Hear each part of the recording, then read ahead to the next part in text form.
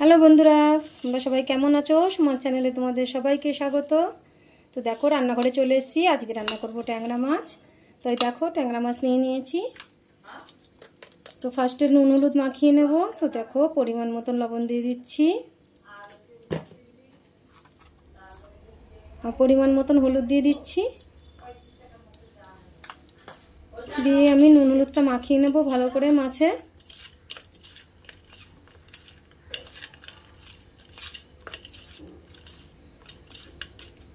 নুন হলুদ মাখিয়ে নিয়েছি, নুন হলুদ মাখানো হয়ে গেছে। এবার চলো রান্নার ইয়েতে যাই। কড়াই বসিয়ে দিয়েছি আমি গ্যাস জেলে, তেল দিয়ে দিচ্ছি।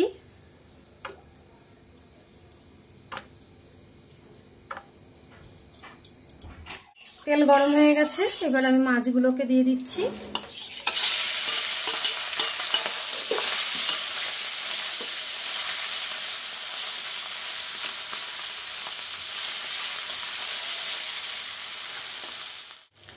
মাছগুলো তো নেড়ে চেড়ে দেখো সব ভেজে নিলাম।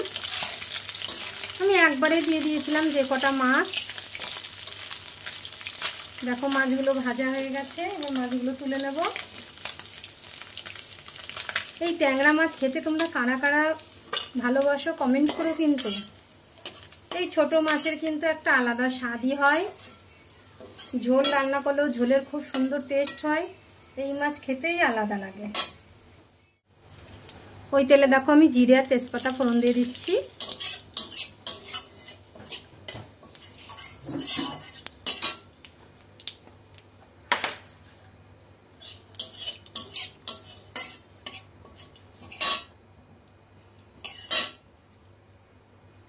জিরে তেজপাতা ফোড়ন দিয়ে দিয়েছি, হয়ে গেছে ওইটা। এবার দেখো যে আলুগুলো কেটে রেখেছিলাম, আলুগুলো দিয়ে দিচ্ছি।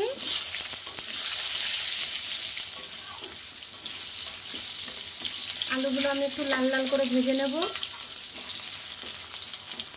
আলুটা দেখো ভাজা হয়ে গেছে তো অনেকটাই, আর একটু হবে। তো এই সময় আমি পেঁয়াজ কুচিয়ে রেখেছি, এই দেখো পেঁয়াজ কুচানোগুলো দিয়ে দিচ্ছি।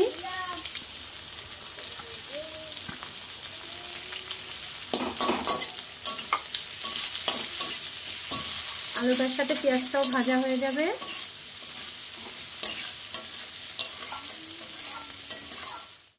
দেখো পেঁয়াজটাও অনেকটা ভাজা হয়ে গেছে, এই দেখো প্রায় ভাজাই হয়ে গেছে। এই সময় আমি টমেটোটা দিয়ে দেবো। এই দেখো টমেটোটা দিয়ে দিচ্ছি।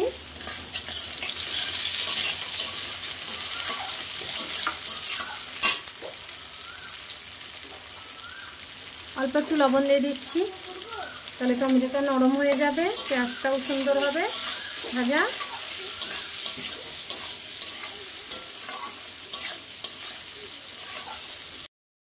টমেটোটাও দেখো কি সুন্দর গলে গেছে, পেঁয়াজটাও ভাজা হয়ে গেছে, সব কিছু ঠিকঠাক হয়ে গেছে। এই দেখো, আর এখানে এই দেখো জিরে আদা লঙ্কা বেটে নিয়েছি।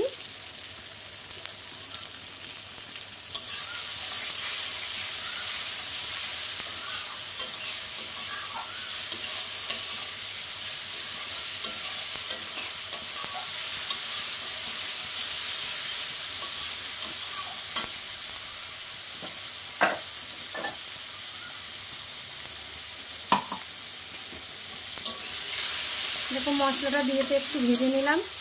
এই যে মশলার বাটি ধোয়া একটু জল দিয়ে দিচ্ছি, তাহলে একটু জল না দিলে তো কষানোটা সুন্দর হবে না।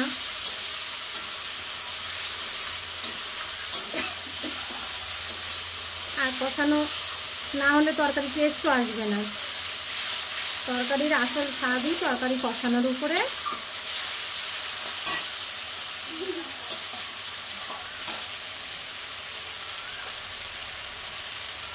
দেখো আমি স্বাদ মতন লবণ দিয়ে দিচ্ছি,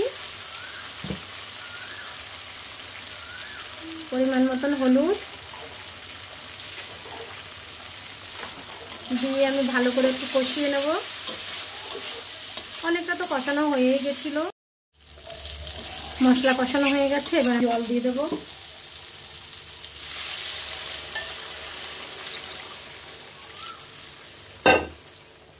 আমি পরিমাণ মতন জল দিয়ে দিচ্ছি, যত জল লাগবে আমার আমি পরিমাণ মতন দিয়ে দিয়েছি।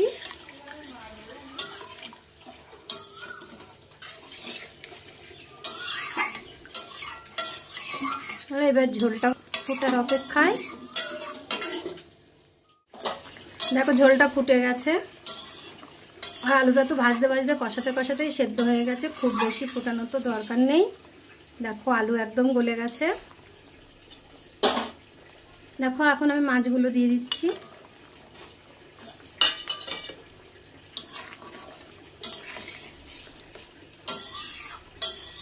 মাছের ঝোলটা ঢাকা লাগবে না। আর মাছটা দিয়েছি, এবার আর একটু ফুটুক, মাছটা সেদ্ধ হওয়া অবধি তো তরকারিটা ফুটাতে হবে।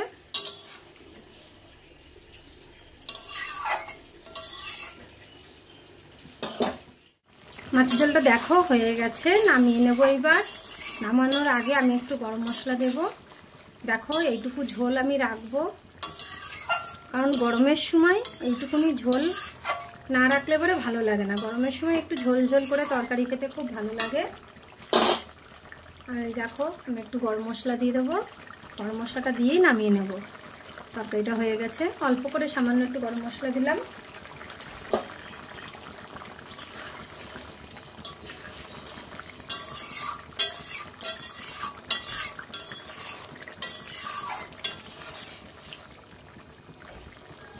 দেখো তরকারিটা হয়ে গেছে, আমি গ্যাসটা নিভিয়ে দিচ্ছি। এবার ঝোলটা ঢেলে নেব। তরকারিটা নামিয়ে নিয়েছি, এই দেখো এরকম হয়েছে, ট্যাংরা মাছ আর আলু দিয়ে ঝোল। তোমাদের কেমন লাগলো তোমরা অবশ্যই করে জানিও। আর যদি তোমাদের ভালো লাগে তো একটা লাইক কমেন্ট শেয়ার করো। দেখো এই ট্যাংরা মাছ খেতে কিন্তু দারুণ লাগে, দেখতেও কত সুন্দর হয়েছে বলো তো, আর খেতেও ততটাই সুন্দর লাগে।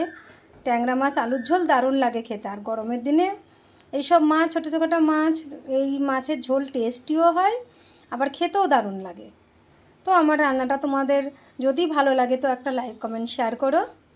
তো আজকের মতন এই অবধি, টাটা বন্ধুরা।